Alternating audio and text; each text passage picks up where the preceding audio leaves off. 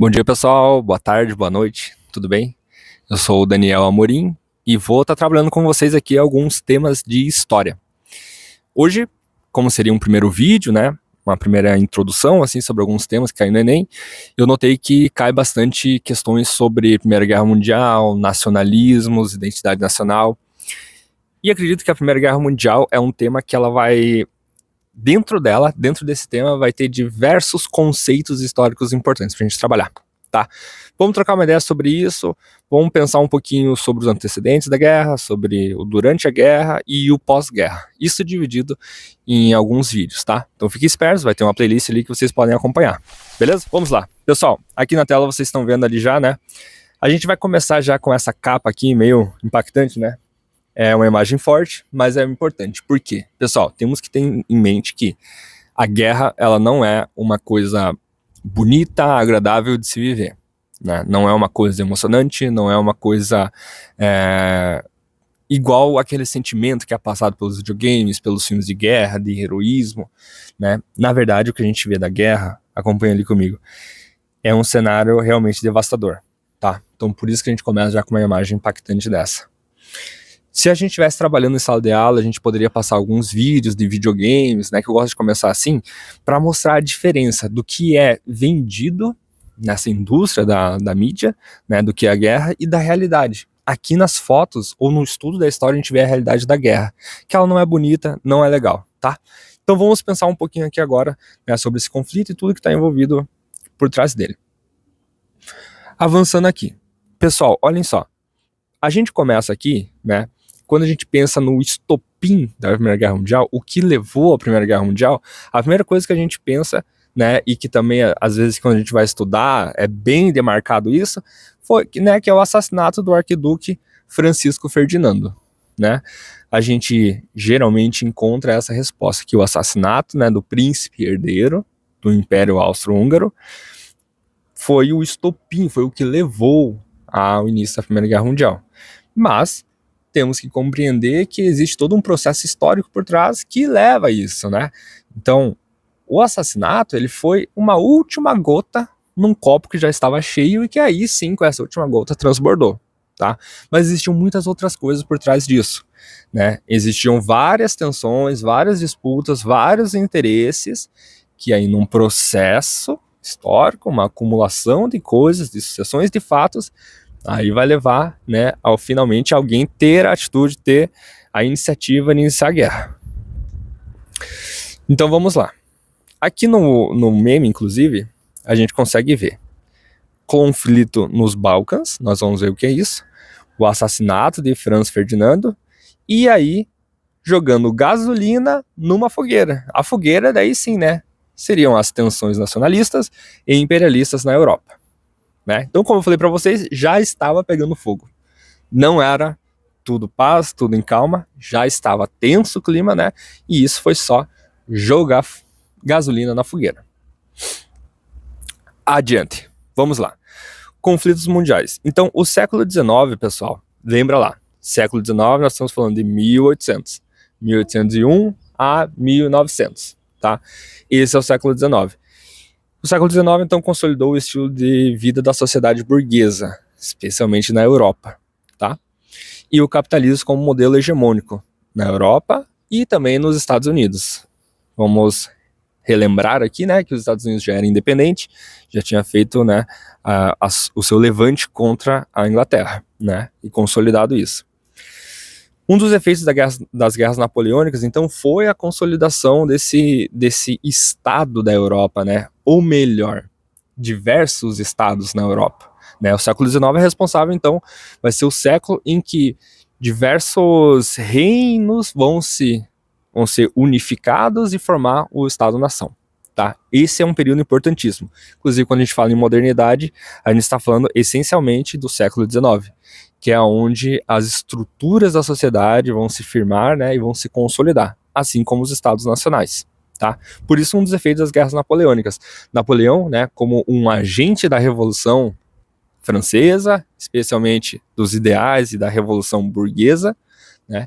Vai expandir essas ideias, essas propostas revolucionárias para outros reinos em que existia uma monarquia, né? Ou o antigo regime, o antigo sistema, né? Quebrando essa ideia do antigo sistema, né, o antigo regime, para sim consolidar a proposta, a ideia de novos estados, né, os estados nacionais. Vamos lá. A ciência trazia surpreendentes resultados, né? Século XIX, então, já em período de segunda revolução industrial, muitos avanços científicos na construção do conhecimento, estabelecimento de universidades. O futuro era visto como uma caminhada ao progresso. Vamos ter atenção aqui a mais um conceito histórico, tá? Lembrando que as nossas aulas aqui, elas são, por causa do tempo também, elas são, né, um pouquinho mais de síntese. Mas é interessante vocês pegarem também e conseguirem estudar esses conceitos históricos, tá? A compreensão dos conceitos históricos é o que vai ajudar vocês no Enem, tá? Não importa tanto a sucessão dos fatos, vocês dominarem os fatos, mas se vocês dominam o conceito, a ideia por trás, vocês vão indo bem na prova, porque vocês vão conseguir interpretar. Beleza? Vamos lá. Nada poderia dar errado naquela sociedade iluminada pela razão. Aqui nós estamos falando essencialmente do iluminismo, né? Do progresso, né? Do positivismo. A ideia de que tudo pode ser... existem leis para tudo. Existem leis naturais, existem leis sociais. Então, deveríamos entender essas leis para que a gente conseguisse avançar, a gente conseguisse alcançar o progresso, né? Pois nós estávamos iluminados pela razão. Né? Deixa a ideia de religião, a ideia de algo divino, externo. Vamos pensar na razão. É o homem, né? É a ideia da humanidade que pega e constrói o presente, né? E também o futuro. Então essa era a ideia. Essa é a ideia do progresso. Tá? Essa é a ideia da modernidade do século XIX. Aqui algumas imagens de quais avanços estavam acontecendo, né? Então ali a gente vê, né? Ferrovia, eletricidade, né? Logo mais também aviação, mas os estudos sobre aviação já estavam acontecendo, né? Veículos também, automotores. Então a gente está mais ou menos num período de efervescência tecnológica, né? Avanço científico. Vamos lá. Para entender os motivos da guerra, é importante observar: 1. O desejo de unificar a Alemanha levou à Guerra Franco-Prussiana, que durou de 1870 a 1871. Então, lembra que eu acabei de falar. Século XIX, consolidação dos estados, né? A Alemanha era um grupo de reinos, né? Diversos reinos independentes entre si, mas que tinham várias coisas em comum, né? E aí, com o desejo de fazer a unificação e criar o Estado Nacional da Alemanha, né? Essa região, essa comunidade vai ter como um ponto de unificação essa guerra aqui, franco-prussiana. Ou seja, a Prússia irá atacar a França, né? E vai anexar a região da Alsácia-Lorena, né? Que vai ficar em posse alemã. Isso aqui vai ser importante para a gente entender o conflito.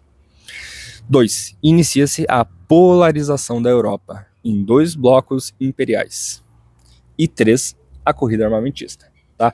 Corrida armamentista é os estados, por mais que não estavam se agredindo diretamente, exceto nessa guerra aqui, franco-prussiana, estavam investindo muito dinheiro, muito recurso na produção de armamentos. Essa é a questão. Corrida armamentista. Aqui uma imagem para a gente ter uma ideia. Olha só, pessoal. O reino da Prússia, como eu falei para vocês, eram diversos reinos fragmentados, né? Então, um dos motivos de coesão, de união, nessa tentativa de unificar o reino, foi atacar aqui essa região da França, né, chamada Alsácia e Lorena. Está bem aqui na divisa entre os dois. Isso aqui vai gerar, então, um conflito que vai demorar para ser esfriado, arrefecido. Vamos lá. Para entender os motivos da guerra, é importante observar. Vamos lá. 1. A França saiu do combate humilhada. Tá? Então, imagine só, a França, né, revolucionária, tinha feito a Revolução Francesa, com toda a sua história, foi atacada pelo reino da Prússia, né, e perdeu o território de uma maneira muito rápida, né, durou 1 ano. O reino da Prússia torna-se Império Alemão após a guerra. Então, a proposta, a ideia da unificação deu certo. Interessante, mais uma coisa aqui. Essa região aqui não é à toa que foi escolhida, tá, pessoal? Ela é uma região que era rica em minerais e também produção de ciência, né? Tinha universidades ali. Então, tudo que envolve estados é motivado por interesse, tá? Então, vamos ter isso em mente. Os países começam a intensificar os nacionalismos. Mais um conceito histórico que a gente vai trabalhar com mais atenção depois, mas que você já tem que ter em mente, tá? Isso aqui também cai no Enem, bastante. Então vamos cuidar. Belle Époque.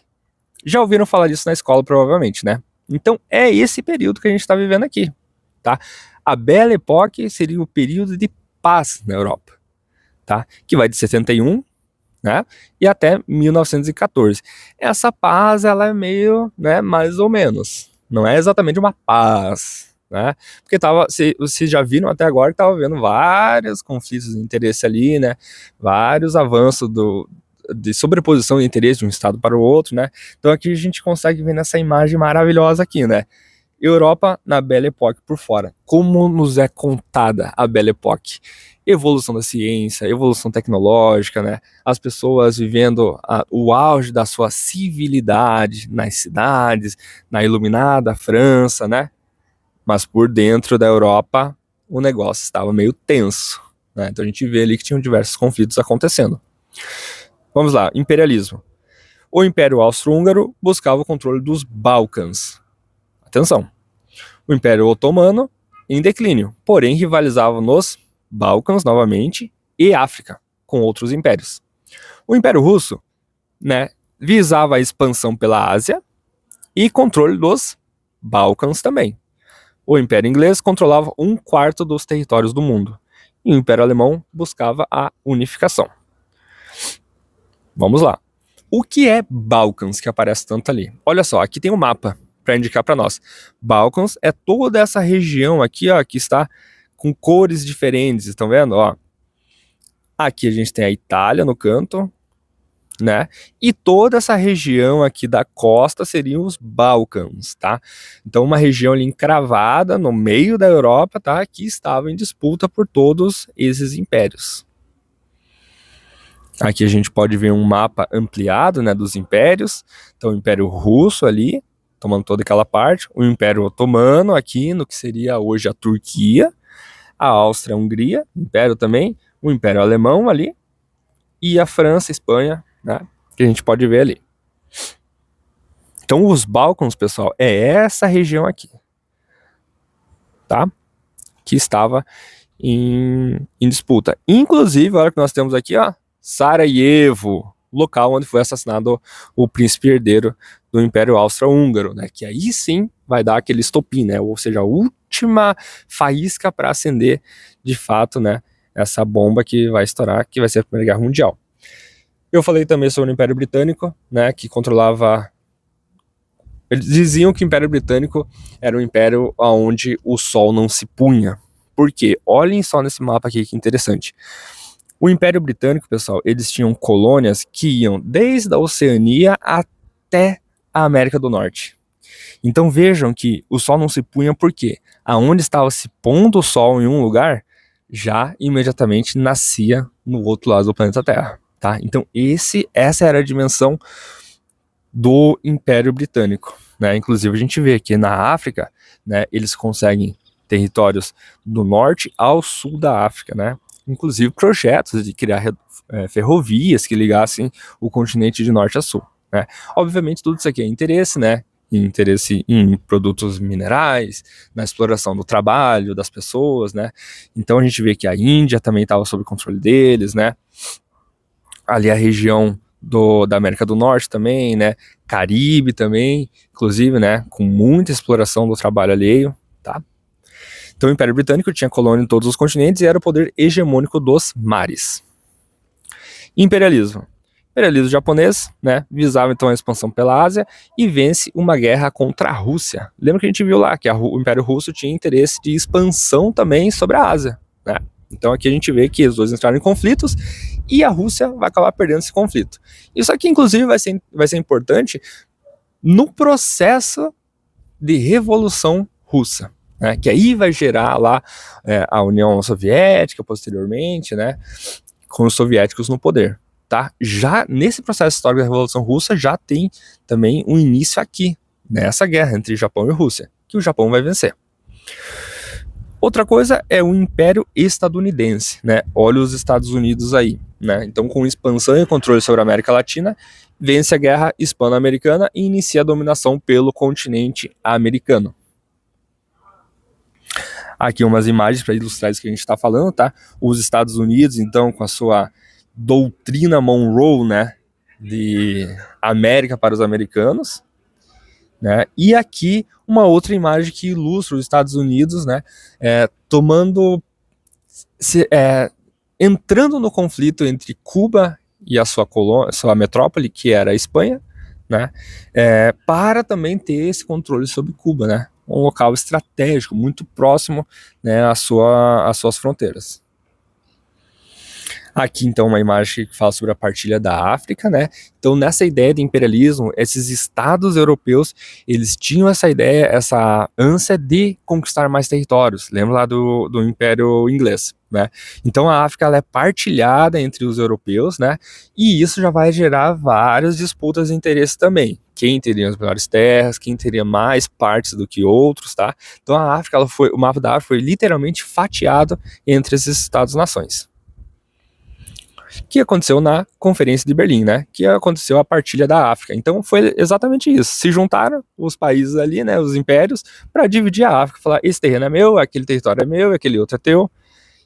Né? Então o fardo do homem branco, olha só, outro conceito, né? Seria o de civilizar o continente africano, que não se encaixava nos moldes que os europeus vinham como ideal.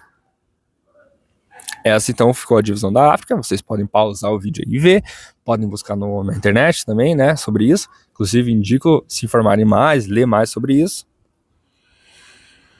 E aí sim vai se formar aqui a Tríplice Aliança, que a gente vai ver num próximo vídeo, tá? Eu espero que vocês tenham conseguido entender, apesar de eu estar falando meio rápido, né? E se vocês têm dúvidas também podem deixar aí, que a gente vai conversando, podem tentar me encontrar, tem a gente conversar. Tá? Mas nos próximos vídeos a gente vai então continuar falando sobre a formação das alianças. Muito importante a gente saber que antes de iniciar a guerra tem um longo processo histórico que culmina na guerra. Tá? A guerra ela inicia a partir desse acúmulo de tensões. Beleza? Isso a gente vê no próximo vídeo então. Um abraço, até a próxima.